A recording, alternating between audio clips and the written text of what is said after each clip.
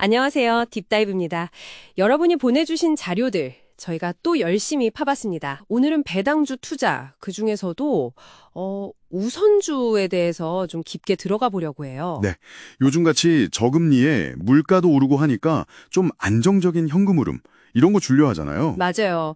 거기다 뭐 기업 밸류업 프로그램 이런 정책 기대감까지 나오면서 우선주가 다시 좀 보이는 것 같더라고요. 그렇죠. 그래서 오늘 저희 목표는 이 우선주가 보통주랑 뭐가 다른지, 또 배당 투자로 봤을 때 뭐가 좋고, 뭘 조심해야 하는지, 그 핵심만 딱 짚어보는 겁니다. 네, 여러분이 딱 필요한 정보만 얻어가실 수 있도록요. 네, 그래야죠. 좋습니다. 그럼 바로 그 우선주랑 보통주 가장 큰 차이점. 자료들 보니까 팥없는 찐빵 비유가 많던데 이게 무슨 뜻인가요? 아, 네. 그 비유가 딱이죠. 보통주는 이제 기업 경영에 참여할 수 있는 권리, 그러니까 의결권이라는 팥이 들어있는 찐빵이고요. 아하, 주주총회 가서 목소리 내고 하는 거요? 네, 맞습니다. 근데 우선주는 보통 종목명 뒤에 우자가 붙잖아요. 삼성전자 우 이런 식으로요. 네네. 이런 애들은 그 의결권, 즉 팥이 없는 거예요. 경영 참여를 못한다는 거죠. 그럼 팥이 없는 대신 뭘 받는 건데요? 이름부터 우선이니까 뭔가 우선권이 있겠죠? 네, 핵심 우선권이 크게 두 가지입니다. 첫째는 배당. 기업이 이익 나면 보통주 주주보다 먼저 배당금을 받아요. 오, 먼저요? 네, 이걸 이익 배당 우선권이라고 하고요. 두 번째는 회사가 혹시라도 잘못돼서 청산하게 될 때, 네. 그때 이제 빚 다 갚고 남은 재산을 나눠 갔는데 이것도 보통주보다 먼저 받을 권리가 있어요. 자녀 재산 분배 우선권이라고 하죠. 아하, 그러니까 의결권 포기하고 배당이랑 안정성 이걸 챙기는 거네요. 그렇죠. 딱 그겁니다. 배당 얘기가 나오니까 이게 제일 솔깃한 부분인데 자료들 보면 우선주가 보통주보다 배당 수익률이 높다. 이걸 엄청 강조하더라고요. 왜 그런 거예요? 크게 두 가지 이유인데요. 하나는 아예 설계 자체가 보통주 배당금에다가 1%포인트, 뭐 이 정도를 더 얹어주는 우선주들이 있어요. 아, 액면가 기준으로요? 네, 그런 것도 있고, 근데 더 중요한 이유는 보통주보다 주가가 싸다는 거예요. 주가가 싸다? 의결권 없으니까? 네, 그 의결권 가치가 빠지니까 보통 한 30%에서 50% 정도 더 낮게 거래되거든요. 아, 그러니까 분모인 주가는 낮은데 분자인 배당금은 같거나 오히려 더 많으니까 수익률이 당연히 올라가죠. 그렇겠네요. 보니까 삼성전자가 보통주 1%인데 우선주는 2% 후반이고 CJ는 보통주 2.6%인데 우선주는 5% 넘고 와, 네, 최근엔 뭐 증권사 우선주 중에는 7% 넘는 것도 있고 현대차 EUB 같은 건 거의 8% 육박했었죠. 이야, 이 보통주랑 가격 차이 이걸 괴리율이라고 하던데 이게 클수록 배당 수익률은 더 좋아지는 거군요. 바로 그겁니다. 그리고 이 괴리율이 너무 벌어졌다 싶거나 요즘처럼 뭐 밸류업 프로그램 기대감으로 주주 환원 늘린다 이런 얘기 나오면요. 네. 이 괴리율이 줄어들면서 우선주 주가가 오르기도 해요. 시세 차익도 노려볼 수 있는 거죠. 아, 그 현대차 우선주들이 올해 보통주보다 더 올랐다는 게 그런 맥락이었군요. 네, 대표적인 사례죠. 근데 뭐 이건 항상 그런 건 아니니까 우선주 기본 매력은 역시 배당 쪽에 있다고 봐야 하고요. 네. 근데 그 배당 자체도 좀 더 안정적으로 만드는 조건들이 있더라고요. 뭐 누적적, 참가적 이런 거요. 이건 뭔가요? 아, 네. 그거 중요합니다. 만약 우선주에 누적적 조건이 붙어 있다? 그러면 회사가 어떤 해에 장사가 안 돼서 배당을 못 줘도요. 네. 나중에 이익 나면 그 못 줬던 배당금까지 쳐서 줘야 해요. 밀린 걸 받는 거죠. 오, 약간 보험 같네요. 그렇죠.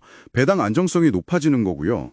참가적은 뭐냐면 약속된 우선 배당률이 있는데 보통주 배당률이 그것보다 더 높게 결정되면 그 차이만큼 추가 배당을 받을 수 있는 거예요. 아, 더 받을 수도 있군요. 네. 그래서 투자 전에 이런 조건들을 꼭 확인하시는 게 좋습니다. 안정성이랑 수익성 둘 다 잡는 거죠. 그리고 아까 말씀하신 청산시 자녀재산 분배 우선권. 사실 뭐 기업이 망하는 걸 생각하고 투자하진 않지만 그렇죠. 흔한 경우는 아니죠. 그래도 혹시 모를 때 약간의 안정판 뭐 그런 역할을 하겠네요. 하방 경직성이라고 하나요? 맞습니다. 그래서 우선주를 약간 주식이랑 채권 성격을 둘 다 가진 하이브리드 자산이라고도 보는 거고요. 하이브리드. 네.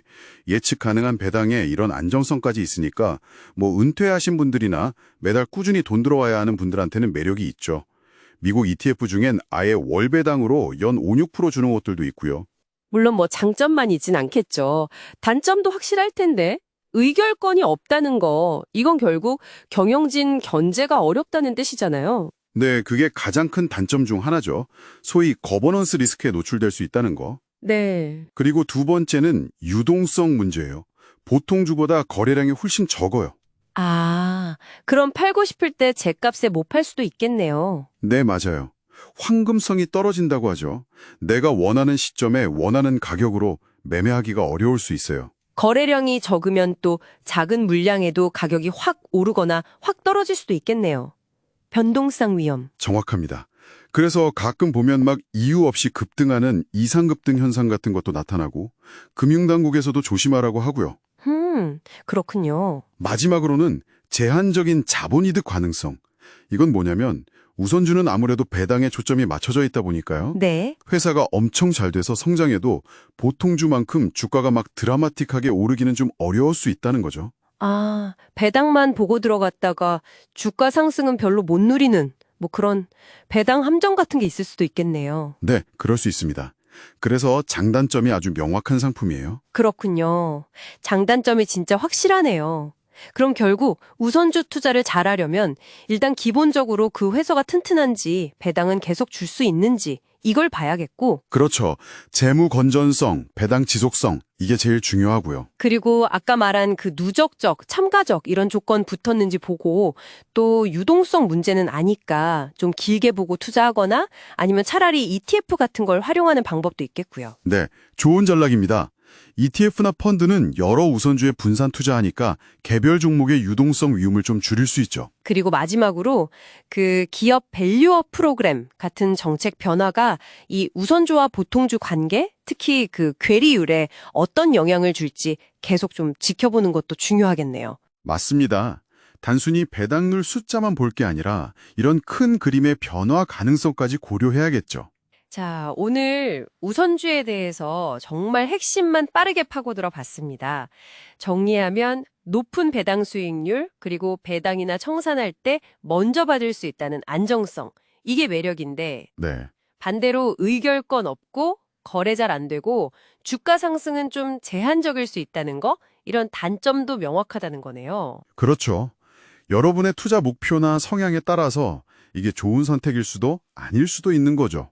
네, 신중하게 접근해야 할 대상인 것 같습니다. 자, 그럼 마지막으로 여러분께 질문 하나 던지면서 마무리해볼까요? 네, 좋습니다. 요즘 이 기업 밸류업 프로그램 때문에 우선주랑 보통주 가격 차이, 즉 괴료율이 좀 줄어들지 않겠냐 이런 기대감이 있잖아요. 네, 그런 얘기 많죠. 그렇다면 여러분은 이 우선주를 그냥 안정적인 배당받는 수단 여기까지만 보시나요? 아니면 유동성 위험 같은 걸 좀 감수할 수 있는 투자자라면 이 괴리율 축소 가능성까지 보고 뭐랄까 숨겨진 시세 차익 기회도 있다고 보시나요? 오, 생각해 볼 만한 질문인데요. 네, 아마 각자의 투자 스타일에 따라 답이 다를 것 같습니다. 한번 고민해 보시면 좋겠네요.